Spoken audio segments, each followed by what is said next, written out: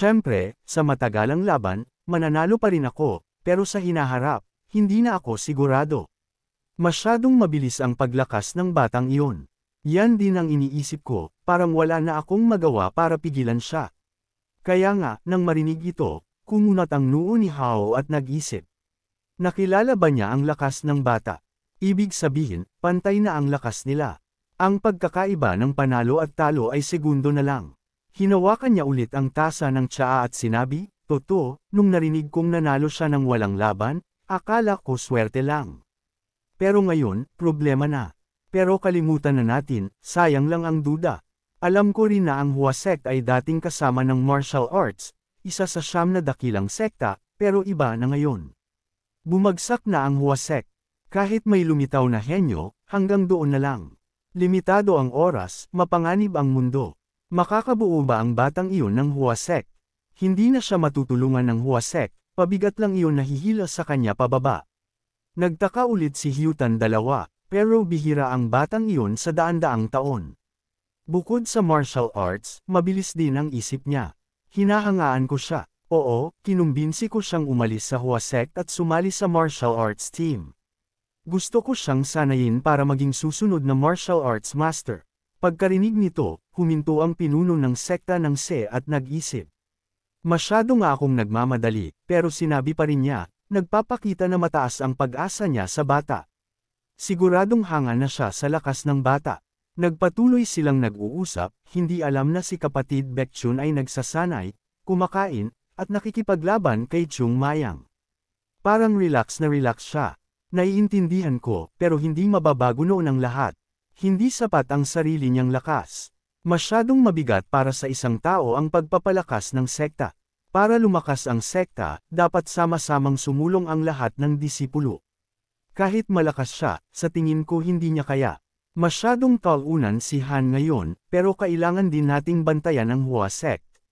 Binuksan ni Hyutan dalawa ang pinto para umalis, at nagpaalala, pero kung alam din ng bata ang sinabi ng nakatatandang kapatid niya, na mag-isa siya, imposibleng buhayin niya ang Hua sect. Tiwala pa rin ang martial arts master, kaya ano kung alam niya? Kung alam niya, magagawa niya. Nagawa na ito ng lahat. Hindi bago ito. Malakas siya mag-isa, pero kung gusto niyang sumunod ang lahat ng disipulo ng White Flower, imposible iyon. Hindi na nagsalita si Hyutan dalawa at tuluyang umalis. Nagsara ang pinto. Nag-iisa sa silid, ang huwad na landas na tunay na tao ay tapat sa kanyang iniisip. Ito ang sagot ko. Hindi magagawa ng isang tao ang lahat. Nakasalalay ang pag-angat ng sekta sa maraming bagay. Kahit gaano ka katalino, kailangan mo pa rin ng oras para umunlad. Pero sa madugong mundong ito, gaano karaming talento ang mayroon. Kailangan ng karanasan sa paglipas ng panahon, pero bata pa ang bata. Paano siya magkakaroon ng karanasan? Kapag tumanda ako, kailangan kong magkaroon ng karanasan, pero mawawalan ako ng lakas. Pero kung magagawa niya ang himala, baka sa hinaharap ay malimpasan ng Hua sect ang martial arts. Tumawa siya at bamulong, pero imposible iyon. Masyado akong nag-aalala. Dahan-daang lumubog ang araw sa malinaw na lupa. 4 na tao ng Hua sect ang nakahiga. Mahinang umungol si Yoon Jn at nagising. Bakit ako nakahiga dito? Ilang oras ang nakalipas, hinampas si Jo Gul hanggang mawalan ng malay. Hinawakan niya ang kapatid niya at sumigaw, "Bakit mo kami hinampas? Wala kang respeto, napakawalang hiya." Winagiwi lang ni Chung Mayang ang kamay niya, "Ang hina ng boses mo, hindi ko marinig. Kung masipsip ko ang lahat ng gamot, okay lang kahit masaktan." Sumabog ang baga ni Yunjong, inis na inis ako. Hindi niya pinansin ang paninisi at nagpatuloy sa pag-atake. "Isish, Litan, tandaan mo ito." Sumakit ang ulo niya at bamulong, "Masyado akong hinampas, kaya nawalan ako ng malay." Demonyo talaga siya, hindi siya patatawarin. Bumagsak ulit siya sa lupa. Sobrang pagod, huminto siya para magpahinga, tapos tumayo ulit, para lang hampasin ulit. "Umupo lang kayo, tapos ituloy niyo ang pagkain ng sibuyas. Mabuti ang cultivation para sa atin." Habang nakahiga, narinig ko ang paghikbi. Lumingon si Yunjong sa kanan at nakita ang isang silweta.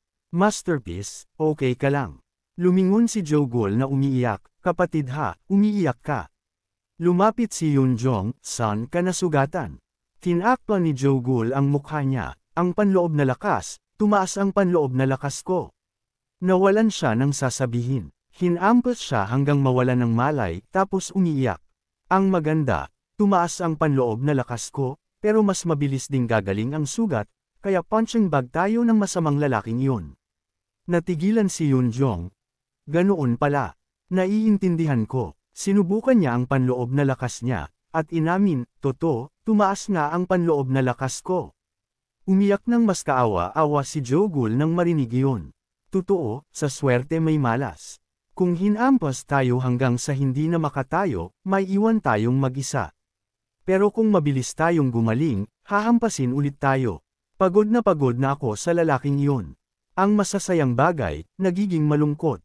Totoo, habang iniisip ko ito, lalo akong nagagalit. Si Baekchun, na may namamagaring ulo, ay sumali sa usapan. "Ito ba ang proseso na nagtutulak sa atin na masipsip ang lahat ng gamot ng mixed yuan pill? Mas tama ang hampas, pero kahit anong sabihin natin, dahil sa hampas na iyon, nakikinabang tayo. Hindi ito nangyari sa sinaunang panahon. Parang walang katotohanan, pero sa practice, may saysay," sabi ni Chung Mayang. Nang makita siyang namamaga ang mukha hanggang sa mawala ang orihinal nitong kagwapuhan, nagulat si Yunjong at bumulalas, "Kuya, ganyan ang itsura mo. Hindi ko maintindihan kung gaano kalala ang hampas sa iyo. Puro pasa ang mukha mo at hindi pa gumagaling." Biglang sumulpot si Chung Mayang at nagsalita, na ikinagulat ng lahat. "Okay lang magsalita ng walang katotohanan sa isa't isa. Paliwanag ni Baekchun, kailangan din naming magpahinga. Pero hindi ko maintindihan kung bakit tumaas ng ganoon ang panloob na lakas namin matapos kaming hampasin. Nakakalito talaga ang sitwasyon. Paulit-ulit na itong nangyari. Sinabi ko na ito dati, walang nakikinig," ulit ni Chung Mayang. "Para masipsip ng lahat ang gamot ng mixed yuan pill, kailangan ko ng tumulong sa inyo, masakit na ang kamay at paa ko. Tingnan niyo ang sarili niyo at suriin ng tahimik. Anong masakit na kamay at paa?" "Nagtataka rin ako," sabi ni Yunjong. "Walang nakakaalam na tumaas ang panloob na lakas namin, kaya mahirap intindihin. Tulad ng sinabi mo, ang acupuncture points ay isang proseso na tumutulong para maalis ang bar sa acupuncture points ng katawan, tama. Pero ang paraang ito ay medyo iba," sabi ni Chung Mayang. Nagulat si Yunjong at itinuro ang mukha niya. "Anong pagkakaiba? Anong ibig mong sabihin? Sobra na ito. Bakit kami naglalaban ng ganito?" Nagpout si Chung Mayang. "Bakit laban? Bakit sinabi iyan ng kapatid ko? Tinulungan ko lang ang lahat na linisin ang meridians at magpakita ng kaunting pagmamahal sa lahat." Galit na galit si Yunjong na gustong bunutin ang espada niya at hamunin si Chung Mayang. "Demonyo ka!" Mabilis na niyakap ni Yunjong ang kapatid niya para pigilan ito. Sa huli, kailangan niyang subukang kumalma at sabihin, "Pero totoo, dahil demonyo siya, walang makakaintindi sa ginagawa niya. Pero sa huli, nakakatulong ito sa atin, kaya tiisin na lang natin." "Tama," sabi ni Chung Mayang. Lumapit siya, itinuro ang dalawang daliri sa dibdib ni Baekchun at nagtanong, "Pero, kahit napansin ng kapatid ko ang pagbabago, baka hindi ko mapansin, ano? Ang ibig kong sabihin, ang pagkakaroon ng malalakas na muscles na ganito, kailan ito nabuo?" Tiningnan ito ni Baekchun at sumagot, "Ang malalakas na muscles. Resulta ito ng masigasig kong pagsasanay, wala nang iba." Kumunat ang noo ni Chung Mayang. "Tama, pero bakit nagbibigay ng ganoong muscles ang pagsasanay?" Bigla siyang nag-alangan. Well, hindi niya alam ang sasabihin. Lumingon siya kay Yunjong. Paliwanag ni Chung Mayang, sa madaling salita, kapag nag-ensayo tayo ng husto, mas nasusugatan ang katawan. "Ha? Anong sinasabi mo? Hindi ko maintindihan," sabi ni Yunjong. "Kapag nasugatan tayo, nasisira at napupunit ang muscle fibers." Agad na nagtanong si Yunjong, "Ibig mo bang sabihin, sa oras na iyon, ang muscles natin ay bubuo ng bagong koneksyon at magiging mas malaki at mas malakas, tama?" Siyempre, sa pangkalahatan, ang anumang nasugatang lugar ay halos pareho ang epekto. Magbabagong buhay ang lahat at bubuo ng bagong koneksyon para maging mas malaki ang lugar na iyon. Kahit nabali ang buto, kapag gumaling, makakatulong din ito para maging mas matibay ang mga bagay.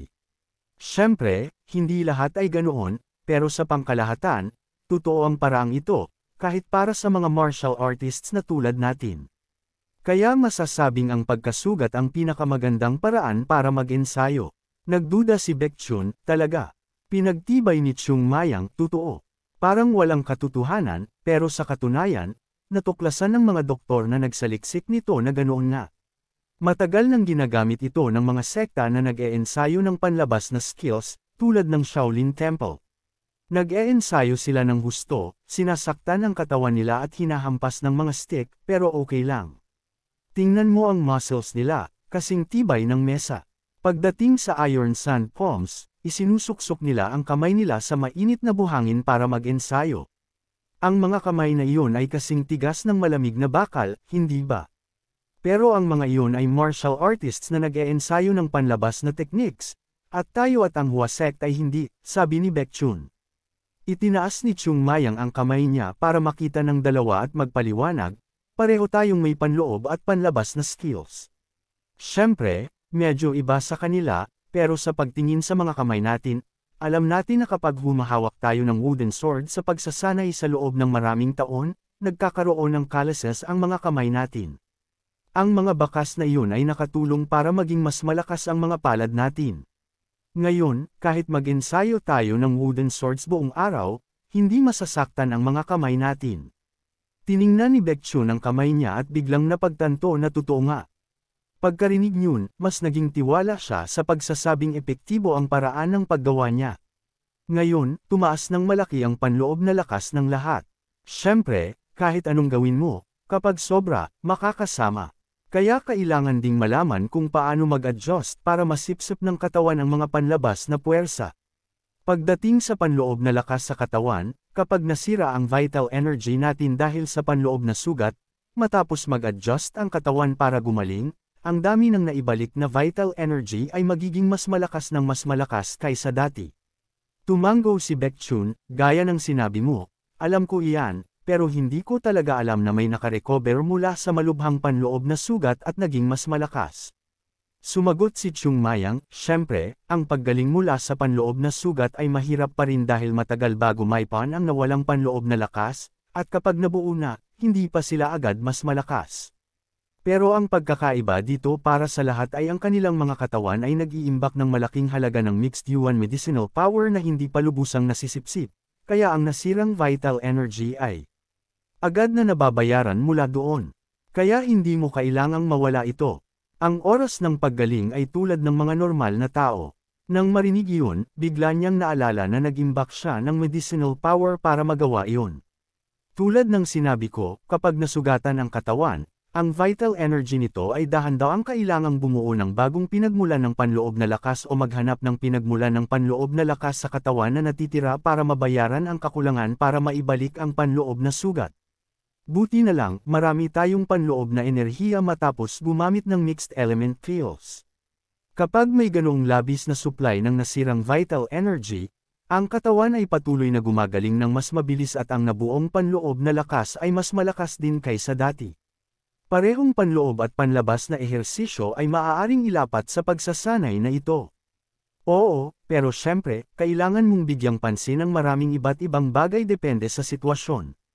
Nagtanong ulit si Baekchun, kaya sinadya mong bigyan kami ng panloob na sugat, tapos automatikong gumaling ang katawan at bumuo ng bagong mas malakas na pinagmulan ng panloob na lakas kapag sinisipsip ang labis na medicinal power na natitira sa mixed element pill? Tama. Tama iyan. Natigilan ang dalawa. Oh my God. Sabay silang nagpuri sa isa't isa, hindi ko talaga maisip kung paano ka naging ganoon katalino, Chung Mayang. Paano mo nakuha ang malalim na kaalaman na ito? Lumalabas na bukod sa pagiging magaling sa pananakit ng tao, may iba pang mga bagay na ginagawa ng maayos. Nagalit si Chung Mayang nang marinig iyon, nagsasabi kayo ng masama tungkol sa akin. Siyempre, para malaman ang kaalaman na ganito, hindi ito basta-basta. Kailangan nating masugatan ng malubha ng maraming beses sa mga nakaraang buhay natin, tapos gumaling ng paulit-ulit para magkaroon ng karanasan. Pag-usapan natin ang larangan ng digmaan ng buhay at kamatayan, masyado na akong nakaranas.